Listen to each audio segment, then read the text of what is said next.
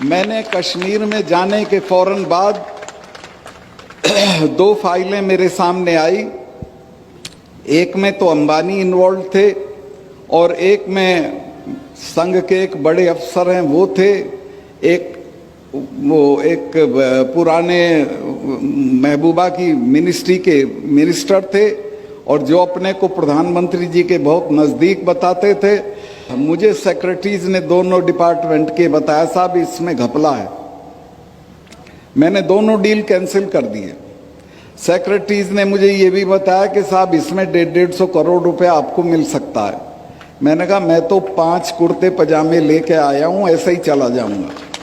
लेकिन एहतियातन मैंने प्रधानमंत्री जी से वक्त लिया और उनसे मिलने गया और उनको मैंने कहा कि साहब ये फाइल है, ये इसमें घपला है, ये लोग इसमें इन्वॉल्व हैं, ये आपका नाम लेते हैं, आप मुझे बताएं क्या करना है।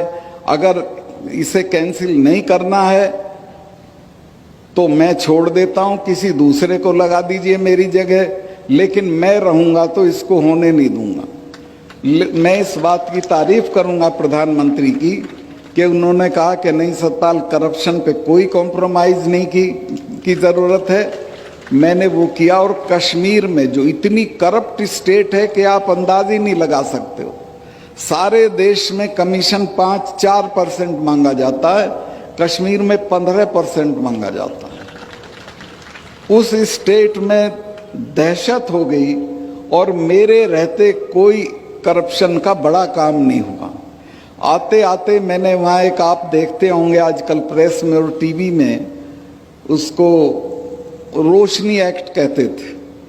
फारूक अब्दुल्ला वो एक्ट लाए थे कि ये सरकारी ज़मीनें हैं, इनको हम ठीक ठाक दाम पे दे देंगे और इससे जो रुपया मिलेगा उससे बिजली की हालत सुधारेंगे।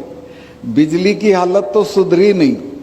कई एकड़ का प्लॉट फारूक अब्दुल्ला को मिल गया, उनके बेटे को मिल गया, महबूबा को मिल गया। मुझे लोगों ने जब शिकायत की, मैंने पता कराया तो उन्होंने कहा जी बिल्कुल ऐसे ही है। मैंने वो सारा कैंसिल कर दिया और उसकी जांच बिठा दी। अब वो वहाँ जांच भी सरकारी संस्थाएं करती हैं, वो भी डरते हैं कि कल को ये आ जाएंगे। तो वहाँ बहुत अच्छी एक लेडी जज चली गई थी, तो मैं उन लोगों को कहा कि तुम जज साहब के पास चले जाओ। तो वो हाई कोर्ट में चले गए और मिसेज मित्तल करके, मिसेज नहीं थी, शादी नहीं हुई थी, इनकी मित्तल थी, उन्होंने ये पूरा मामला सीबीआई को पकड़ा दिया। अब सब नेताओं के बंगले कैंसिल हो गए हैं, सबकी ज़मीनें कैंसिल हो गई हैं और मैंने चीफ उसको अपने कमिश्नर को कहा जम्मू के कि जम्मू के आसपास जितनी सरकारी ज़मीनें हैं उसका सर्वे करो। उसने मुझे बताया साहब ये तो बहुत ज़मीन पड़ी है खाली, लेकिन ये तो आपके हटते ही कब्जा कर लेंगे लोग इस पे। मैं क्यों? कहने महबूबा के आदमी को तो देर ही नहीं लगती कब्जा करने में, वो तो एक खूंटा गाड़ के भैंस बांध देता है और कहता मेरी ज़मीन है। ऐसे ही ये कर लेगा फारूक अब्दुल्ला। तो मैंने कहा क्या करूं? कहने लगे साहब इसको कर दो। मैं कहा मैं इसको बांटने का नहीं हूँ, ना मैं इसको बेचने का हूँ। आप एक काम करो, मेरे यहाँ 3 कोर हैं आर्मी की, 3 लेफ्टिनेंट जनरल पढ़ते थे कश्मीर के, इन तीनों को बुला के उन सबों को ये ज़मीन दे दो। मैंने वो सारी ज़मीन फौज को बंटवा दी, बची हुई पुलिस के क्वार्टर बनवाने के लिए दे दी। आज 1 इंच ज़मीन ऐसी नहीं है जिस पे कोई कब्जा कर ले या उसे खा जाए। ये करीब करीब सब जगह हालत है देश की।